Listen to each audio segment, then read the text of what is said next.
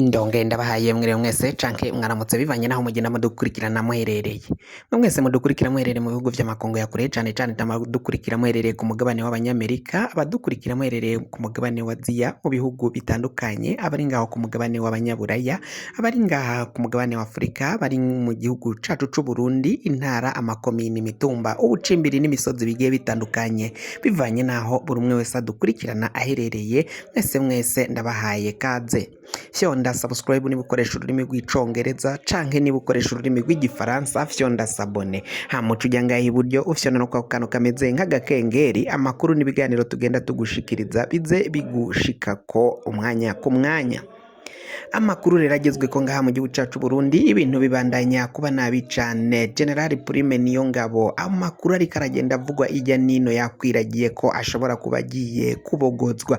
Prime Niyongabo aravanwa mu mabanga yiwe yo kutwara igisirikari. Bamwe batanguye kuvuga ko hari amakuru babonye y'urwandiko rwanditswe na Varisito Ndayishimiye, ikete ikaba yanditswe na Ndayishimiye nyine avuga ko hari ibitegekanyijwe ko Prime Niyongabo agiye kuvanwa mu mabanga. Ivyo ni bamwe mu basirikari bo baba ngaho muri Ntare Rushatsi, abasirikari bakorera muri Ntare Rushatsi bafisemwo ibiro, akaba ari bo buba bamaze kumenya ayo makuru yuko Prime Niyongabo agiye kuvanwa mu mabanga yo kuramutswa igisirikari c'u Burundi.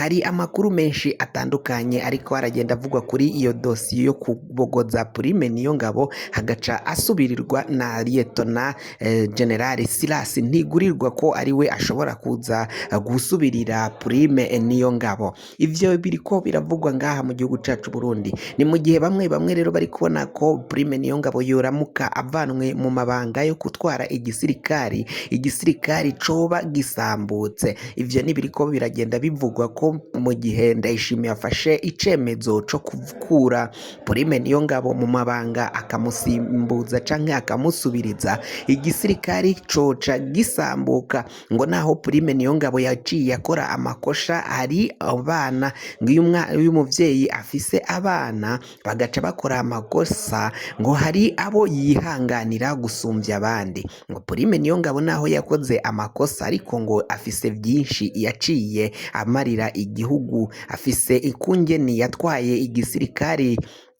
nticotembagaza ubutegetsi, kuko vyaribonekeza ko umwanya n'umwanya, isaha n'isaha hagomba kuba harabaye kudeta mu gihugu c'u Burundi. Ariko Prime Niyongabo yaragiye abakirumara muri iyo migambi yo gutembagaza ubutegetsi, akaba yarabavamwo rugikubita akaja kubivuga, hama bagafata ingingo zikumira zo tembagazwa ry'ubutegetsi. Murazi ikungene vyagenze mu mwaka w'2015 aho baciye haduka iregeregere ubwo hari umugambi wo gutembagaza ubutegetsi, kandi na Prime Niyongabo akaba yari umwe mu bagomba gutembagaza ubwo butegetsi. Hari ibibanza ndetse n'amahera yari yaciye abwirwa yagomba kuronka, ariko Prime Niyongabo abaye umwizigwa kwa Petero Nkurunziza aja kubivuga vyose abishira ahabona.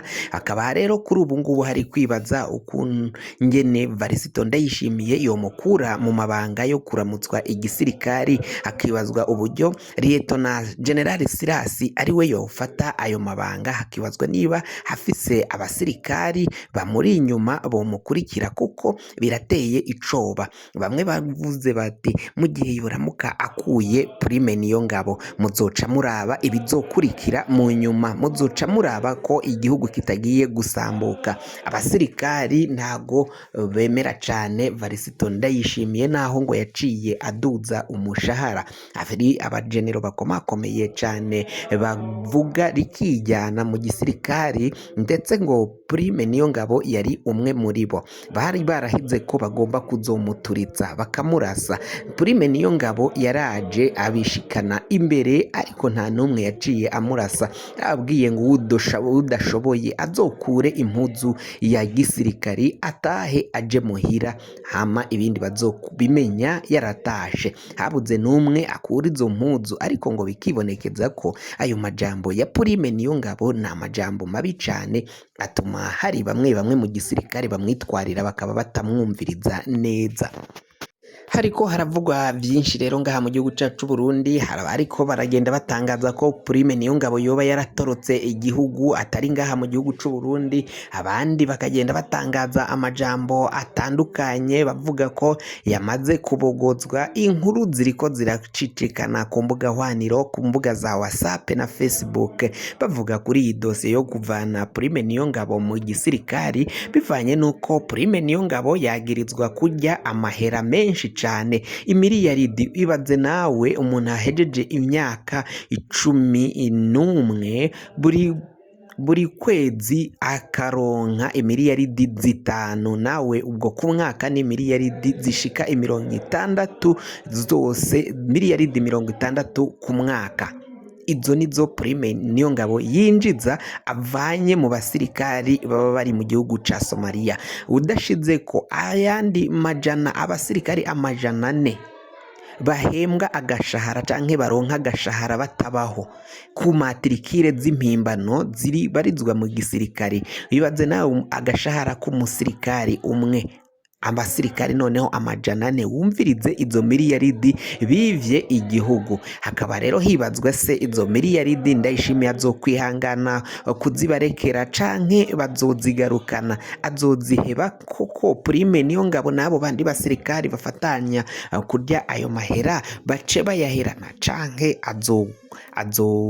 bandanya abakura mu mabanga ndetse abajane mu ibohero nk'uko yaciye ajanayo Bunyoni nawe biravugwa ko nyine yafatanya nabo nawe ayo mahera ngo yaryaho, ariko Bunyoni akaba afise n'andi matunga atandukanye. Ngiyo migambi yuko abasirikari n'abapolisi barya ayo mahera Bunyoni ngo yarayiziho. Prime Niyongabo nizo mvo zatuma yipfuza kumutorokesha igihugu, akaba ataripfuza ko Bunyoni ajanwa mu ibohero nk'uko vyaciye bigenda, akamurangira inzira, ariko Bunyoni akaba yaranse gutoroka agaca ahungira ngaho muri Bujumbura Rirare, ari naho yafatiwe muri zone Mubone. Ivyo rero bikaba biteye abanyagihugu icoba cane bivanye nuko ibihangange biriko birapfungwa mu gisirikari n'igipolisi, hazosigaramwo nde abagwizatunga ko Ndayishimiye agiye kubamarira mu munyororo. Mu gihe rero yoba ashize intoke kuri Prime Niyongabo, Ndayishimiye bavuga ko yoba tsinze igitego c'umutwe abarundi bose atanumwe atomuja inyuma. Ndetse si Prime Niyongabo wenyene kuko na Reveriyano Ndikuriyo, Colonel Reveriyano Ndikuriyo nawe aravuga mu idosiyo yo kurya no kunyuruza no kunyonora amahera menshi cane atandukanye, mbere akaba yabitahuriweho aho yaciye anyegeza amahera ku konte ya CNDD FDD. Iyo konte ikaba rero yari nyegeje ko imiliyaridi 164 zose zari zaciye zirija kunyegezwa ko muri kino gihe co bari guhindura amanote y'ibihumbi 5 ndetse n'amanote y'ibihumbi 10. Kumbure Prime Niyongabo, Colonel Reveriyano Ndikuriyo, wahora ari umushikiranganje wa mbere Alain Guillaume Bunyoni ndetse n'abandi batandukanye, abo bose bari mu kagwi kamwe bakorera hamwe, ahubwo Ndayishimiye agombe arye ari menge kuko isaha n'isaha bashobora kumwivuna bakamuvana mu nzira kugira ngo babandanye birira ayo mahera nk'uko biriko biragenda bivugwa. Abadede batandukanye bariko barabusaba inkunga yo guterera Varisito Ndayishimiye kugwanya abo basuma bose bariko bariba itunga ry'igihugu. Barasaba ko rero buri mudede wese ashigikira umukuru w'igihugu kugira ngo atunganye igihugu, avanemwo abo basuma banyonora itunga ry'igihugu. Kuri Ndayishimiye avuga ko ayo mahera bagomba kuyagarukana mu kigega k'igihugu kugira ngo agirire abenegihugu akamaro nk'uko Varisito Ndayishimiye we avyipfuza, ariko benshi babona ko atazobishobora. Abihaye Imana baravuga ko rero buri umwe wese agomba gushigikira umukuru w'igihugu, kuko ngo batamushigikiye Varisito Ndayishimiye igihugu ntaho yogishikana wenyine. Fyonda subscribe niba ukoresha ururimi rw'icongereza canke niba ukoresha ururimi rw'igifaransa, fyonda sabone hama uca ujya ngaha iburyo urafyonda no kwako kantu kameze nk'agakengeri, hama amakuru tugenda dutororokanya aze agushikira aho ugwibereye.